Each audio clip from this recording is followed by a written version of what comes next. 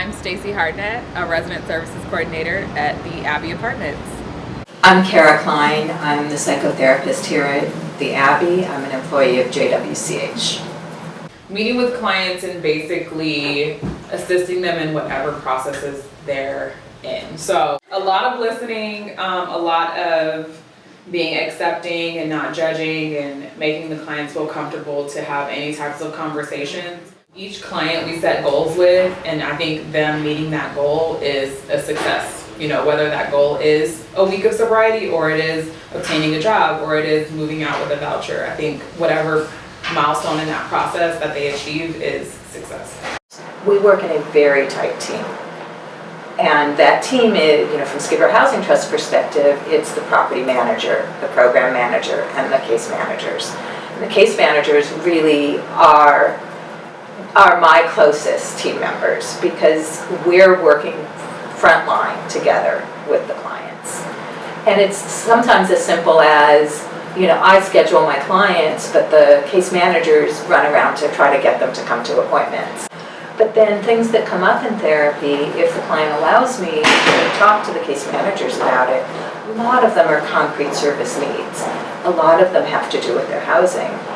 That's not my role. And the fabulous thing is, it is the case manager's role. And so together as a team, we're much more likely to keep them in housing, to keep them on track to what their goals are.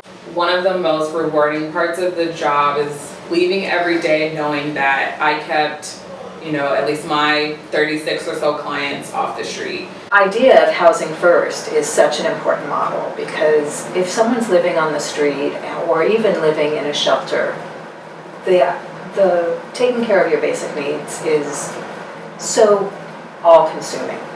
And life is very difficult. Even living in a supportive housing building on Skid Row can be hard.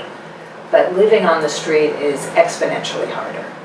And to expect someone living in that situation to then be able to address their schizophrenia, their bipolar, their severe depression, or even, when I say even, I don't want to discount it, something that's just trauma related. And many, many people who live on the streets, who live in our buildings, have histories of trauma and full-on PTSD diagnoses. It's unreasonable to think that people are going to be able to keep themselves safe, take care of their having food, get from this appointment to that appointment to this appointment, and take their medication and see a therapist and take care of their mental health. So moving into a housing program where at the end of the day they have a safe, private place to sleep, where they can lock their door, where they can have silence, maybe not, but just have some quiet where they can hear themselves think and be with themselves and really think about what is it they want in life, which it's not possible or not very likely on the streets to be able to do that. But if you have a safe place at night to go to, then you can start thinking about what are the things that you want and what do you need to do to get there. So client success could be like one more day sober. If clients are really struggling with maintaining their sobriety, 4 days could be a big deal for them.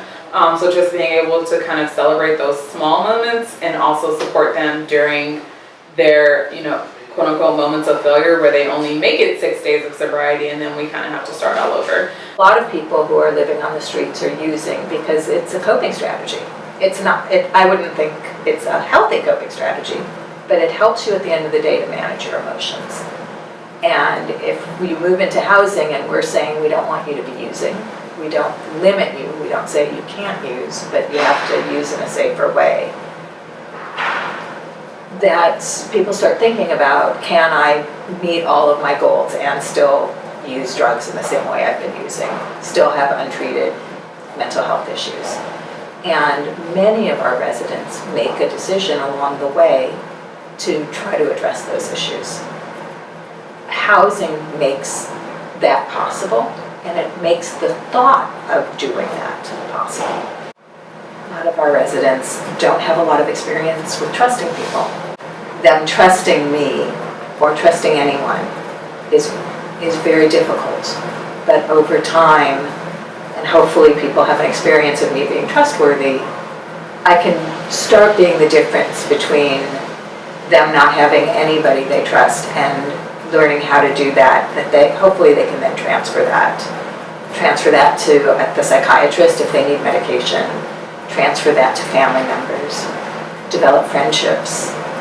And that's the way we can use our services to move from someone who's totally isolated, living on the streets, to having housing, to being successful in this housing, to hopefully being successful in independent living.